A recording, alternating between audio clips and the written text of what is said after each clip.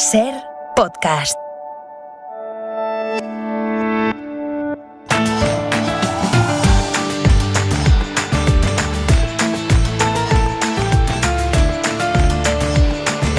En la cadena SER,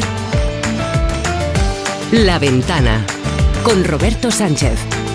En La Ventana y como en casa, Isaías Lafuente. Isaías, ¿qué tal? ¿Cómo estás? Buenas tardes. Hola, buenas tardes, Roberto, y me voy a marcar un concostrino. Buenas tardes, Francino. Muy bien. Ya queda menos. Perfecto. Un abrazo desde aquí a Carlas, a Francino. Queda menos, queda muchísimo menos. Y también en La Ventana y como en casa, así que hoy toma café con nosotros Montserrat Domínguez. Monse, ¿qué tal? Buenas tardes. Hola, ¿qué tal? No tanto como en casa, pero casi. Saludos, casi. Roberto, Isaías, Francino. Hola. Pronto ya, muy pronto ya. Un beso a todos. Oye, a ver si ahora que apelamos a lo pronto que está ya la recuperación del todo de Francino y que se reincorpore a La Ventana, tengo una sensación con esto del paso del tiempo, tengo una sensación desigual, porque esta mañana le decía Ángels aquí a Ángel Gabilondo, me parece que cuando usted le dijo a Pablo Iglesias lo de Pablo, nos quedan 12 días para ganar las elecciones, parece que haya pasado ya un siglo, y no sé si os ocurre algo similar a vosotros. Hombre, a ver, eso está muy estudiado y tiene mucho que ver la sensación del paso del tiempo interno, el psicológico, con los impulsos de lo que vivimos. Y claro, lo vivimos esto en una vorágine de acontecimios que pasan tantas cosas al día, iba a decir, al minuto, ¿no? Isaías, Monse, que parece que estas 2 semanas hayan sido un siglo entero. Yo es que he perdido la noción del tiempo ya desde hace algunos meses, ¿no? Antes me acordaba perfectamente de cuándo había pasado tal cosa. Ahora yo pienso que hace una semana y me dicen que es un mes, o al contrario, yo pienso que hace 3 meses y resulta que ha sido solamente hace un par de semanas, ¿no? Con la campaña electoral sí, se me está haciendo un poquito larga, la verdad, y creo que hay cosas que parece que han pasado hace un montón de tiempo y no, resulta que han pasado hace 3 o 4 días solamente, porque va todo muy deprisa, y creo de verdad que desde el confinamiento hemos perdido todos un poco la noción temporal. Sí, porque se ha fundido todo, ¿no? Ese tiempo que hemos pasado en casa o fuera de las rutinas que marcan tu día a día, el cambio entre el lunes o el miércoles, entre si vas al gimnasio o vas a visitar a tu abuela, pero eso lo vamos recuperando de alguna forma. Pero, por ejemplo, las campañas electorales, yo creo que tenemos un problema, sobre todo los periodistas. Lo vivimos muy intensamente, tenemos que estar informados, vamos siguiendo minuto a minuto lo que dicen, destacamos lo más llamativo. Tengo la sensación de que ahí hay una dislocación con el resto de la humanidad. No sé si los demás siguen la campaña, por la salud mental, del ruido, salud mental ¿no? Del ruido que hacen. Claro. Lo que no espero que por la salud mental de los que nos escuchan y por el resto de su salud, que no estén tan pegados entonces a lo que dicen cada uno de los candidatos. Perdona, Isaías, que te había interrumpido. Que no sé cómo estarán los candidatos, porque supongo que a lo mejor están viviendo, digamos, una época un poco esquizofrénica, en donde por un lado se les está haciendo todo larguísimo y por otro lado les encantaría tener 15 días más de campaña, a ver si consiguen hacer llegar sus respectivos mensajes, ¿no? No me gustaría, desde luego, estar en su piel, a ver si pasa todo. A mí, desde luego, las ganas de votar se me escapan por los poros, y espero que llegue pronto el día 4 y que el día 5 tengamos un panorama claro para afrontar estos 2 nuevos años. Es la única encuesta que no tenemos a estas alturas, es decir, la encuesta entre los candidatos de a ver cómo de largo se le está haciendo esto, pero yo sospecho que más hacia la primera opción que decías tú, de que están deseando ya que acabe esto, también ellos, y que desde luego no entra ni en la peor de sus pesadillas la idea de que pudiera durar esto 15 días más. Bueno, oye, pues para oxigenarnos os propongo que nos vayamos a conocer la primera historia de esta tarde y a un lugar que también nos va a tranquilizar muchísimo. Hay una luz al final del camino que me lleva muy cerca de ti. Este bosque de noche es oscuro, es difícil ver desde aquí. Cuando atraviesa el sendero y la luz aparezca, mi corazón brotará herido sobre la hierba y ahora vibra mi sentir. Ya veréis, hay una abadía en Vera de Moncayo, Zaragoza, ese es nuestro primer destino, pero enseguida nos adentramos también en el bosque. Digo que es una abadía que inspiró a Gustavo Adolfo Bécquer, tanto que desde allí escribió Cartas desde mi celda. Estoy hablando del monasterio de Veruela, Pues es que justo en ese monasterio cisterciense de Aragón se va a celebrar mañana un nuevo foro de la España vaciada, organizado por la cadena SER. Bueno, pues a ver si nos inspiramos todos igual que hizo Gustavo Adolfo Bécquer. Y en esta ocasión el foro pretende abordar las posibilidades del turismo rural en la lucha contra la despoblación, y allí nos hemos encontrado con esta historia. Veréis, una de las participantes será Elena Bellido, que es portavoz de la Asociación Juvenil contra la Despoblación Bureteando Ando. Elena, ¿qué tal? Muy buenas tardes. Hola, buenas tardes, muy bien. Hola, Elena. Oye, intervienes mañana en la mesa redonda Emprender en el sector de turismo rural. Esto, en principio, así parece un titular de los que ya hemos escuchado mucho en los últimos tiempos, pero, sí. A ver, es que eso es justo lo que tú hiciste a partir del confinamiento. Bueno, tú y tus compañeras. ¿Qué hiciste exactamente para revitalizar Bureta, que es vuestro pueblo, de 206 habitantes? Que, por cierto, esta es una casualidad, yo buscando, parece que el alcalde se llama Roberto Sánchez, pero... Anda. Sí, también, ¿verdad? También. Bueno, oye, ¿qué hicisteis, Elena? ¿Qué hicisteis? Bueno, pues nosotras, durante el confinamiento, ¿no?, veíamos la diferencia de lo que era vivir en el medio rural a muchas familias con niños que estaban en las ciudades, ¿no?, pues en videoconferencias y tal, y veías la diferencia de vida en estas circunstancias tan extremas, ¿no?, y la calidad de vida que nosotros podíamos mantener y que seguíamos manteniendo a pesar de las circunstancias. Y entonces, bueno, pues empezamos entonces a comentar que teníamos que hacer algo, ¿no? Siempre estás pensándolo, pero entonces ya empezamos como a iniciar acciones. Y estuvimos pues durante el verano viendo a ver qué podríamos hacer y tal, y cuando ya acababa el verano, ya nos decidimos entre las 4, Laura, Inma, Virgi y yo, en empezar a ejecutar acciones. Y cogimos y empezamos, pues un día se nos ocurrió pintar las pistas del parque y poner juegos tradicionales, el parchís, la rayuela, el raya y tal, para que los niños jugasen y empezar a decorar un poquito el pueblo, ¿no?, a ponerlo un poco más bonito. Y bueno, resultó que a una de las niñas de las chicas, a Mara, se le iba a caer un diente. Y entonces, para ponerse al ratoncito Pérez, Laura, su madre, y su padre le hicieron una caseta del ratoncito Pérez en un olivo que tenían en el jardín. Y bueno, de ahí surgió la idea de, oye, ¿y por qué? Igual que lo ha hecho Laura y Javi para Mara, ¿por qué no lo hacemos en la bajada a la arboleda del río con duendes y hadas? Y nada, en cuestión de 2 semanas lo comentamos con gente del pueblo, todo el mundo se sumó y empezamos a poner casitas de duendes y hadas y seres mágicos del bosque. Empezamos a decorar todo lo que es la bajada, que son unos 35 pinos, sí. Todo con decoración, con cosas de la naturaleza, ¿no?, salvo los duendes que son de arcilla. Lo demás todo son ramitas. Porque los duendes naturales no se han prestado, ¿no? Los duendes naturales no se han prestado al juego y entonces son los únicos que tienen que ser de pega. Ya, oye, ¿y qué ha supuesto ese mundo mágico, ese bosque animado que habéis hecho ahí en la bajada esta del Pinar?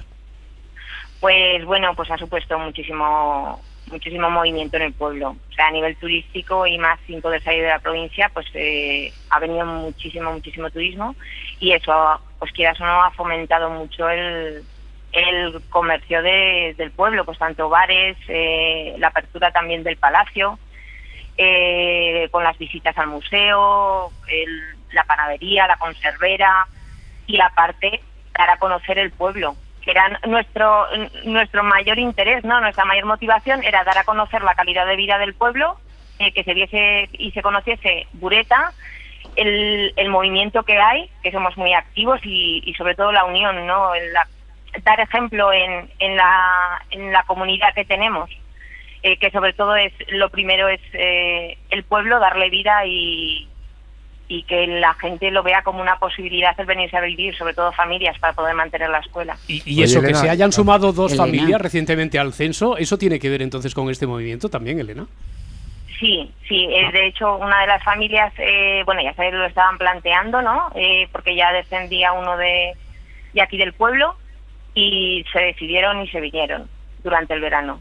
Y luego la otra familia ha sido muy reciente, porque sí que es verdad que recibimos muchas llamadas, ¿no? Y de gente que se interesa por venirse y tal, pero sí que es verdad que nuestro mayor interés es que más que de visita, que sea gente con intención de quedarse a vivir y de disfrutar del pueblo viviendo allí.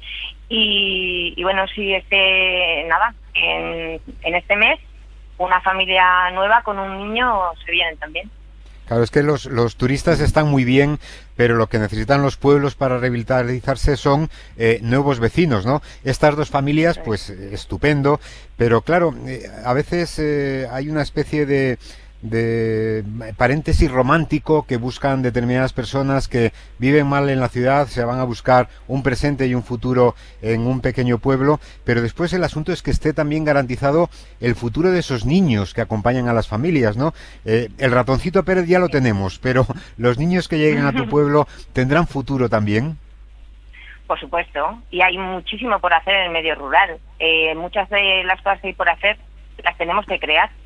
Y nosotros lo que estamos demostrando es que es posible. O sea, tú puedes trabajar en un radio de 30 minutos, tienes trabajo de lo que quieras. Por lo menos en lo que es nuestro pueblo, ¿no? En un radio de 30 minutos en coche tienes tanto Tudela como Zaragoza. Ahora con la época digital que estamos viviendo es muchísimo más accesible el trabajo desde cualquier punto. Y el medio rural... Oye, Elena, a mí me parece llamativo, Elena, que este toque mágico que le habéis dado a Bureta, entiendo que no ha supuesto una grandísima inversión, es decir, que es un problema de creatividad, de ganas, de redes, de organizarse para colocar un sitio como Bureta en el mapa, porque por lo que yo he podido ver en las imágenes, en redes y en las fotos, está hecho con mucho encanto, pero no ha requerido un montón de inversión ni de medios para darle tanto lustre, ¿no? No, la inversión básicamente ha sido particular y muchísimo apoyo del ayuntamiento. O sea, pues mucho tiempo por parte de la gente del pueblo, porque al final lleva su tiempo, ¿no? Y todo es fuera de horario de trabajo y tienes que estar manteniendo el buroski, lo hacemos entre todos. Pues un día pueden bajar 8, otro día pueden bajar 2, porque eso hay que mantenerlo. Y sí que es verdad que no son materiales caros, son materiales de la naturaleza en su mayoría, o materiales que incluso desecharías. Y el coste no es alto. El único coste en la gran mayoría es el tiempo. Y el tiempo es que lo hacemos con muchísimo cariño y con muchísimas ganas. Y conforme van viendo frutos... Sí. Tú naciste en tu pueblo, ¿no? En Bureta. Sí.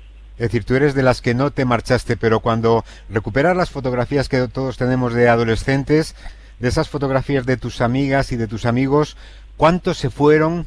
¿Cuántos han regresado? ¿Cuántos seguís allí todavía? Para hacernos una idea de la herida que han dejado las últimas décadas a esta España vaciada.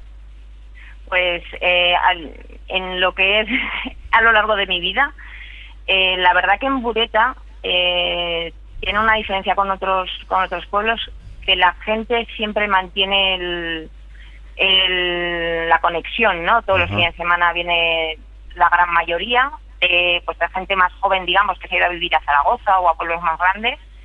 Y sí que es verdad que a partir de mi generación la gran mayoría nos hemos quedado. O sea, yo, por ejemplo, me fui a estudiar y a trabajar fuera, pero yo luego volví. Yo hace como unos 4 o 5 años ya me instalé en Bureta de nuevo. Y bueno, de las generaciones venideras, la gran mayoría, pues en la época de universidad y tal, que por comodidad te quedas a lo mejor en Zaragoza, ¿no? Hasta ahora. Ahora se están quedando a vivir en el pueblo ya. Eso será porque tiene algo mágico, además del bosque. Eso será porque... que tenemos mucha magia. Claro, un encanto especial. Elena Bellido, de Bureteando Ando, y así anduvisteis hasta que encontrasteis esa fórmula que no ha requerido de mucha inversión, pero sí de mucho cariño y de gran imaginación, y que está dando sus frutos. Muchísimas gracias por habernos dejado entrar un ratito ahí en Bureta. Mucha suerte. Un beso, Elena. Gracias. Muchísimas gracias. Hasta luego. Gracias. Suerte, Elena.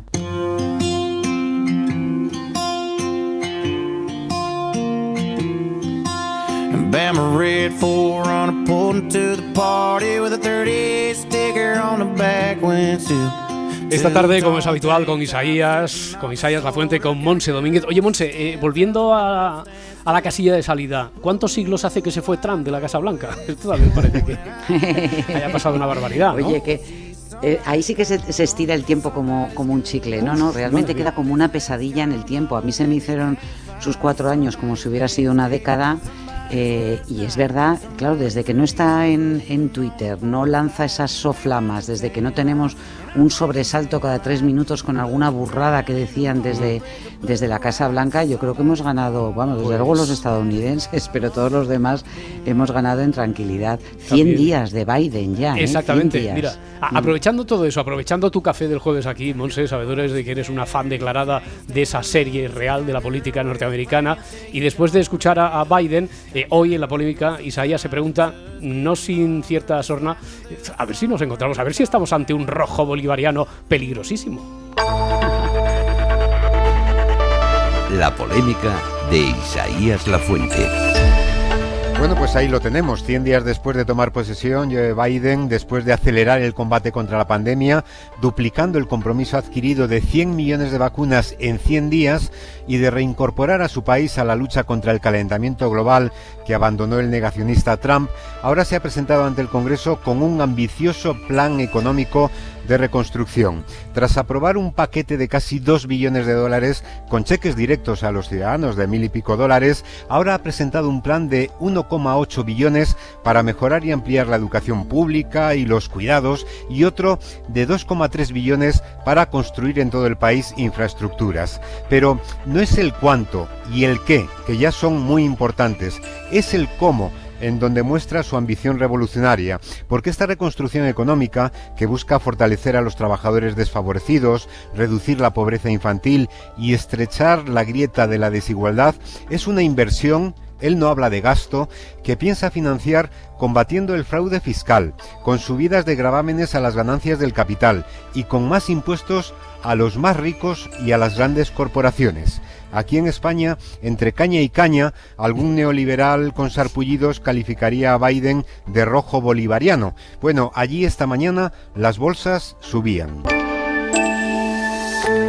Pues eso, igual que comentábamos ayer con nuestro economista de cabecera, con Santiago Niño Becerra, Montse, a ver si ahora nos va a adelantar a la vieja y socialdemócrata Europa, a ver si nos va a adelantar ahora por la izquierda. Bueno, recordemos que Europa tiene un plan también muy ambicioso de reconstrucción, y es que los países se han dado cuenta que para salir dejar atrás definitivamente la pandemia ya no es exclusivamente una cuestión médica o sanitaria, que también, porque seguimos luchando contra los estragos de la enfermedad, sino que se van a necesitar un impulso económico, que en Europa lo tenemos claro, y Joe Biden, que ha estado 50 años en el Senado de Estados Unidos viendo cómo se hacían las políticas como vicepresidente con Obama, actuando también, pero que ahora por fin, ya no solo como candidato, ahora como presidente, puede marcar el ritmo, ha optado por ser profundamente ambicioso para el futuro de su país, para las generaciones actuales, para esa clase media que lo está pasando muy mal,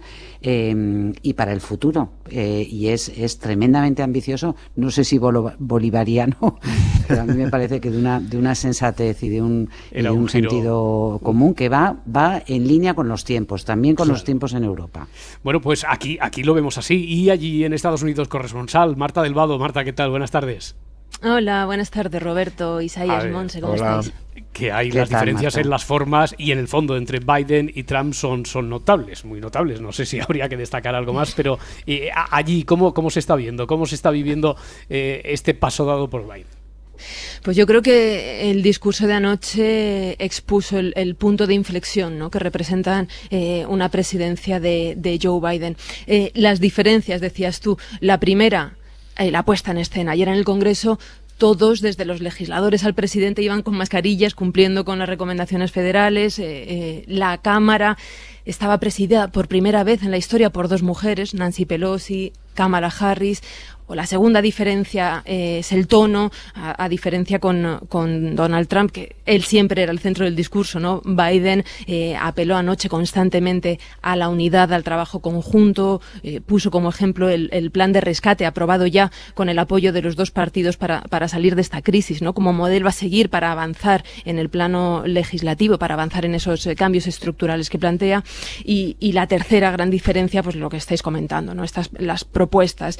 Biden quiere estos cambios estructurales que reformulan el rol del Estado, que no había anunciado tan explícitamente durante la campaña, ¿no? Que son estas inversiones multibillonarias y que quiere financiar, como decía Isaías, pues con esta subida de impuestos a las rentas más altas, a las grandes corporaciones, a las que piden que pague lo que les toca proporcionalmente a sus ingresos, ni más ni menos, ¿no? Que paguen lo justo. Yo no sé tampoco si es bolivariano, pero sí que pero está sorprendiendo incluso a los suyos. Tú dirías que está sorprendiendo incluso a los suyos, Marta. Bueno, es que estas propuestas de reforma estructurales efectivamente están sorprendiendo a las filas más progresistas de los demócratas. Hace un par de días Alexandria Ocasio-Cortez dijo que Biden está excediendo las expectativas que ella tenía de él, ¿no? Como decíamos, estamos hablando de uno de los políticos más conocidos del país. Ha sido senador durante 36 años, vicepresidente durante 8. Digamos que había poco espacio para la sorpresa, porque los estadounidenses conocen muy bien su trayectoria política, su trayectoria ideológica, personal. Y en ese sentido, pues efectivamente, Biden está sorprendiendo en el sentido de las propuestas, ¿no?, muy progresistas para un Estados Unidos neoliberal de las últimas décadas. Eso sí, ahora hay que ver cómo encajan con una sociedad tan polarizada y sí las va a poder poner en práctica, porque para eso tiene que convencer a los republicanos en el Senado, ¿no? Al menos con su experiencia y con su habilidad política, lo que estamos viendo es un presidente intentando tender puentes con los republicanos en vez de dinamitarlos como hacía Donald Trump en la legislatura anterior. Bueno, pero tiene yo creo un que índice de popularidad bastante alto. A ver, Montse, sí, de momento. El índice de popularidad, me decías, Montse, sí. De momento sí, desde luego en la respuesta a la pandemia el apoyo de los ciudadanos está siendo mayoritario. Aquí se da la paradoja de que los votantes republicanos están reivindicando que el éxito en la respuesta a la pandemia es un éxito de Donald Trump, del proyecto que dejó de vacunación masiva Donald Trump, que por una parte es verdad, pero por otra parte es la población que más está resistiendo a ser vacunada, ¿no? Pero sí, efectivamente, en cuanto a la recuperación económica, la respuesta a la pandemia está teniendo un apoyo mayoritario. En lo que de momento flojea o donde tiene menos apoyo es en la estrategia migratoria, en la que todavía no ha dado pasos concretos, más allá de prohibir las deportaciones de centroamericanos a México. Anoche, en el Congreso pidió a los legisladores una reforma migratoria que abra las puertas a la regularización de los 11 millones de indocumentados, o si eso es demasiado ambicioso, Biden lo reconoció anoche, pidió que vayan dando pasos en lo que sí están de acuerdo, que es empezando por regularizar a los Dreamers. Isaías. No, que decía yo que, hombre, el título de mi polémica era una provocación. Desde luego, Biden no es un rojo bolivariano. Biden es un hombre que cree en el capitalismo, que cree en un país en donde uno, con su trayectoria, pueda hacerse millonario, incluso muy millonario, pero lo que pretende es, primero, recuperar el papel del Estado, es decir, puede convivir el liberalismo con un papel del Estado que controle según qué cosas, y en segundo lugar, que esa riqueza que se genera no se concentre y que se reparta, es decir, que todos contribuyan en la medida de sus posibilidades. Y yo creo que este es el mensaje que lanza Biden, es decir, que esto no sea un capitalismo salvaje del sálvese quien pueda, sino que sea un capitalismo en donde uno legítimamente pueda ganar dinero, incluso mucho dinero, y a la vez contribuir a que no conviva en un mismo país el hipermillonario con un señor que está en la cola del hambre. Anoche el discurso lo dirigió específicamente a la clase media. Biden lo dijo, ellos son quienes levantan este país, no es Wall Street, son los trabajadores, ¿no?, quienes traen la prosperidad. Se dirigía a esa clase media empobrecida en las últimas décadas que abrazó a Donald Trump en 2016 en busca de oportunidades y a los que Biden pues tiene muy presente, ¿no?, y a los que apela directamente. Las propuestas que recoge Biden, que se presentaba a la presidencia como un moderado dentro de las filas demócratas, resulta que está recogiendo la propuesta de Bernie Sanders de subir los impuestos a ese 1%. Está recogiendo la propuesta de Elizabeth Warren de ampliar el acceso gratuito y universal a la educación infantil, de dar más ayudas a las familias, ¿no? Entonces, en este sentido, sí que es rompedor, porque esto no lo dijo explícitamente en campaña que lo iba a asumir. En fin, el viejo Biden, el gran conocido de siempre, que está resultando el gran desconocido. Marta del Vado, corresponsal en Estados Unidos. Gracias, Marta. Buenas tardes. Un beso, buenas tardes. Yo adivino el parpadeo de las luces que a lo lejos van marcando mi retorno. Son las mismas que alumbraron con su pálido reflejo juntas horas de dolor. Y aunque no quise el regreso, siempre se vuelve al primer amor. La vieja calle donde el eco dijo, tuya es su vida, tuyo es su querer.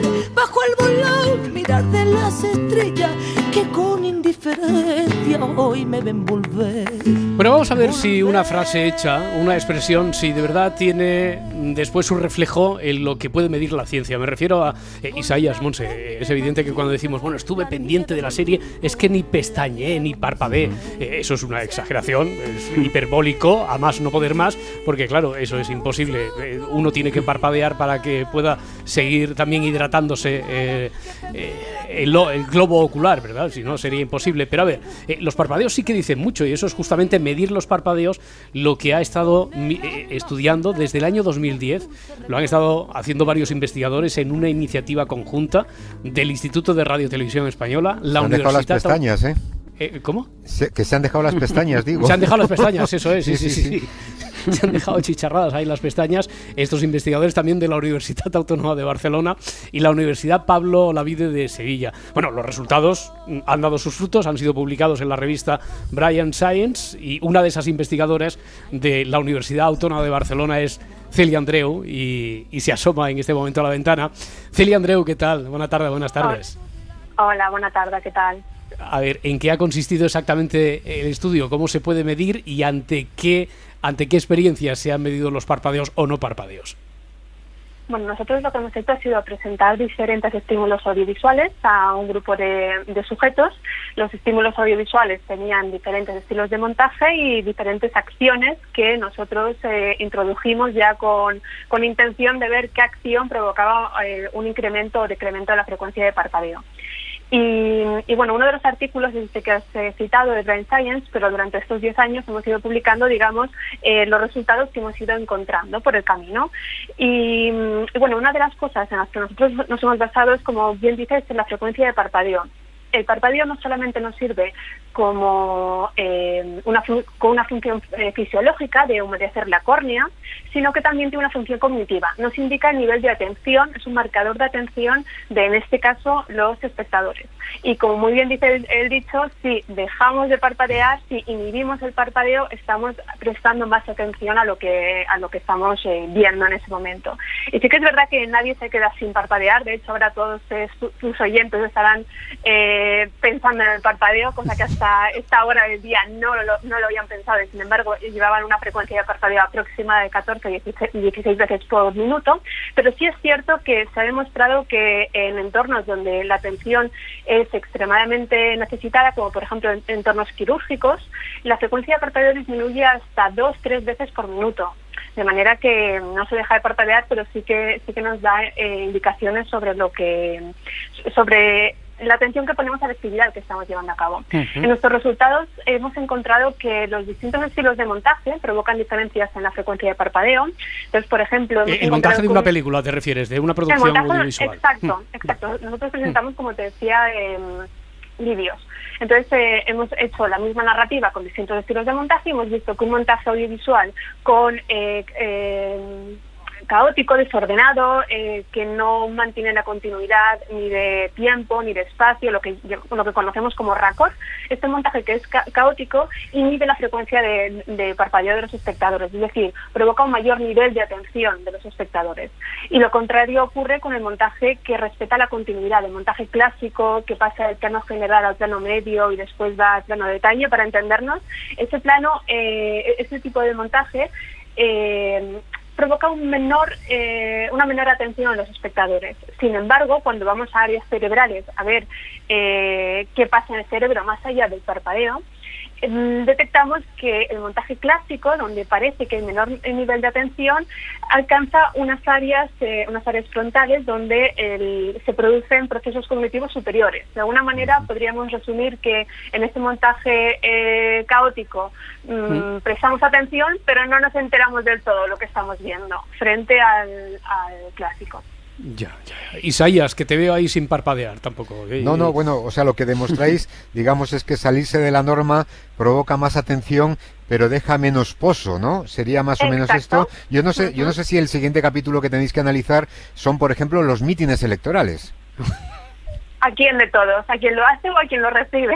No, a quien lo recibe, para ver si efectivamente, pues digamos, una posición más educada, más sensata, provoca más parpadeo, pero queda más en el futuro votante, y al contrario, ¿no? Una posición más heterodoxa, más marrullera, podríamos decir, pues efectivamente provoca mucha atención, pero después no queda pozo en el votante. Mira, en ese sentido nosotros no hemos investigado la comunicación interpersonal, pero sí que hay otros investigadores que han trabajado el parpadeo en contextos de ver cómo se sincroniza la frecuencia de parpadeo entre el orador y el que está escuchando, y esta sincronización acontece. De manera que para todos aquellos políticos que quieran gestionar también la atención de las personas que se están escuchando físicamente delante de ellos, que sepan que controlando su propia frecuencia de parpadeo, que también está vinculada a la carga cognitiva de nuestro discurso. Igual que acompañamos las manos con el discurso, también acompañamos el parpadeo con nuestro discurso. De manera que aquellos que quieran tener ese control también deberían gestionar el suyo propio, aprender a gestionar el propio, que no fuera de manera natural, que como les sale, sino con intención de esa modificación. Porque este tipo de estudios, Celia, es algo que tengan en cuenta, pues no sé, ¿lo habéis hecho solo por mantenerlo en el plano académico para entendernos, o para que tengan una utilidad práctica si estamos hablando de las producciones audiovisuales, pues no sé, en aquellos creadores audiovisuales? Sí, nosotros lo hemos hecho en el ámbito académico, pero que uno de las tres instituciones que forman parte es el Instituto de Radio y Televisión Española aquí en Barcelona, y a ellos una cosa que les preocupaba, el investigador Miguel Ángel Martín, que es uno de los 4 de los investigadores que estamos llevando a cabo este proyecto, viene del Instituto de Radio y Televisión Española, les preocupaba la percepción de los profesionales del audiovisual. Y esto es algo que vimos ya hace unos cuantos años, y era que los profesionales del audiovisual, aquellos que están tomando decisiones asociadas a la producción de contenidos audiovisuales, como pueden ser los montadores de vídeo, por ejemplo, tienen una frecuencia de parpadeo muy inferior a la del ciudadano medio, para entendernos. Y cuando tú disminuyes tu frecuencia de parpadeo, se pueden derivar enfermedades oculares del síndrome de ojo seco, es la más común, que es aquella en la que para poder humedecer la córnea tienes que utilizar lágrima artificial porque tú no parpadeas lo suficiente y de alguna manera tu ojo se queda seco. Entonces sí que es verdad que en RTV se han preocupado por esta aplicación, esta transferencia de cara a mantener la salud ocular de su plantilla, de sus trabajadores. Isaías. No, te iba a preguntar, es que claro, se me ocurren muchísimas preguntas porque es un tema muy interesante. No sé cuántas están en el ámbito de tu negociado, Celia, pero sí que quiero preguntarte, cuando nosotros hablamos con el parpadeo, aparte ya de lograr más atención o menos atención de quien nos oye, o una atención, digamos, de más o de menor calidad, también estamos diciendo otras cosas, es decir, cuanto más parpadeamos, no sé, más mentimos, por ejemplo. A ver, el parpadeo lo utilizamos nosotros como un escritor utiliza las comas o los puntos. Lo utilizamos para indicar y acompañar el discurso que cuando somos oradores, en este ejemplo que tú me pones. De manera que cuando yo te estoy indicando una información donde te quiero remarcar algo, abro los ojos mucho o cierro los ojos mucho y lo voy coordinando. En el ámbito de la mentira el parpadeo está muy estudiado, es algo que yo no he investigado personalmente, pero sí es cierto que hay estudios que indican también la sincronización del parpadeo con el mentiroso, para entendernos. Lo que ha parpadeado unos minutos ha sido la comunicación con Montserrat Domínguez, así no sé si estás otra vez ahí, Monse, si has podido o has perdido el hilo de la charla. He perdido el hilo porque me estaba cronometrando, me he puesto delante del espejo y me he puesto a tratar de ver cuántas veces parpadeo, ¿no? Porque Celia ya me ha picado la curiosidad y luego además está esa caída de ojos de los enamorados que por lo menos hemos visto en el cine, ¿no? Cuando uno parpadea, que debe ser una señal. Yo lo que me pregunto, Celia, si todo esto del parpadeo no tiene algo que ver también con nuestra parte más animal, es decir, cuando vivíamos en la sabana y teníamos que estar atentos porque escuchábamos a lo mejor un peligro, de ahí viene lo del no parpadear, y por eso a lo mejor cuando alguien nos machaca con un montaje como los videoclips actuales, ¿no? Muy potente, muy no sé qué, nos quedamos con los ojos abiertos porque hay algo animal en el instinto que te dice ponte alerta. Exacto, la idea es que viene exactamente de la atención que cuando estamos en la selva, como decías, y cuidado que vienen a atacarte, abre los ojos para no perder ripio de lo que te está aconteciendo. Ese es el origen biológico, digamos, y nosotros lo que hacemos es aplicar ese origen biológico a algo mucho más de nuestra época, como son los audiovisuales. Pero sí es cierto que una manera de demostrar que esto está vinculado sería el corte de plano. Nosotros trabajamos hace años con la hipótesis de un montador de cine, de Walter Marx, que él tenía la hipótesis que planteó en los 90 en un libro que es relevante en el ámbito de ciencias de la comunicación, y es, dado que el corte de plano interrumpe la presentación del contenido visual y dado que el parpadeo interrumpe el consumo del contenido visual entre 200 y 400 milisegundos aproximadamente, ¿qué tal si lo sincronizáramos? Es decir, ¿qué tal si yo supiera el momento en el que va a parpadear el espectador y en ese instante yo colocara mi corte de plano, de manera que no habría pérdida visual, para entendernos, o lo minimizaríamos? El tema es que cuando nosotros hicimos una investigación para estudiar esta hipótesis, encontramos que en el momento en el que se situaba el corte de plano, justo después, a los milisegundos posteriores, se inhibía el parpadeo. Es decir, el espectador se enfrenta a información visual diferente, nueva, e instintivamente, porque lo interesante de todo esto es que es inconsciente, que no tomamos la decisión de voy a parpadear ahora o no, sino que de manera inconsciente el espectador, después del corte del plano, no parpadeaba. Precisamente por eso, porque tenía que decodificar contenido visual nuevo que se le estaba presentando. Y la idea sí que va por lo que acabas de comentar tú, Montserrat. Pues qué interesante, desde luego son muchas cosas las que nos quedan por comentar, Celia Andreu.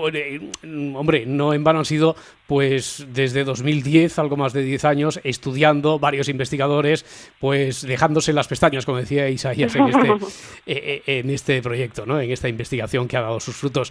Celia Andreu, de la Universitat Autónoma de Barcelona, muchísimas gracias. Gracias a vosotros, buena tarde. Enhorabuena, hasta luego, adiós, buenas tardes.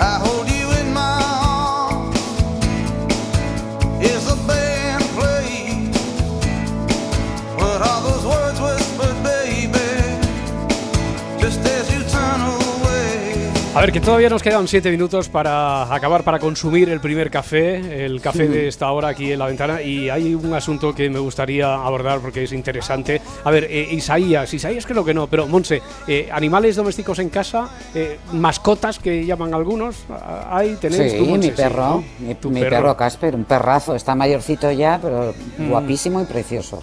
Ya, bueno, oye, ¿tú sabes que hasta ahora... Sí, Isaías. No, Roberto, que aquí en casa somos 3 animales domésticos. Ya. Las mascotas, pero... Con eso, con Elvira, con Pablo y contigo ya contaba, pero digo, algún añadido de los que no puede ir a votar de momento el martes, no hay, ¿no? No, lo digo porque, oye, hasta ahora, en caso de ruptura, los animales tenían la misma consideración que un bien mueble, es decir, un coche, la tele, si el juez lo tenía que dividir, la separación eso contaba igual que cualquier otro objeto inanimado, así de duro.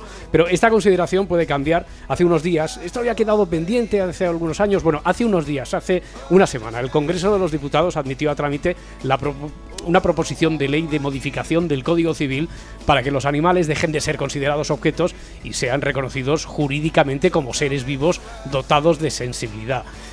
Claro. ¿Eso qué supone en la práctica? Vamos a preguntárselo a Luis Zarraluki, que es abogado de familia, socio director de Zarraluki Abogados. Luis Zarraluki, ¿qué tal? Muy buenas tardes. ¿Qué tal? Buenas tardes, ¿cómo estamos? Muy bien, encantados de saludarte. Oye, los animales entonces van a ser sol ya. De hecho, así lo estaban viviendo algunos y conocemos casos, algún caso que se ha hecho muy mediático, que son los nuevos hijos en separaciones y divorcios, ¿no? Sí y no. Mira, la verdad es que es un tema que llama mucho la atención, pero luego la realidad es que no existe este problema como tal. Es decir, puede existir en algún tema muy puntual y por eso se habla de ello. La realidad es que la mayoría de las parejas o la mayoría de las familias que tienen problemas y que acaban separándose y tienen mascotas o tienen animales, acaban solucionándolo por las buenas. Y te voy a decir por qué.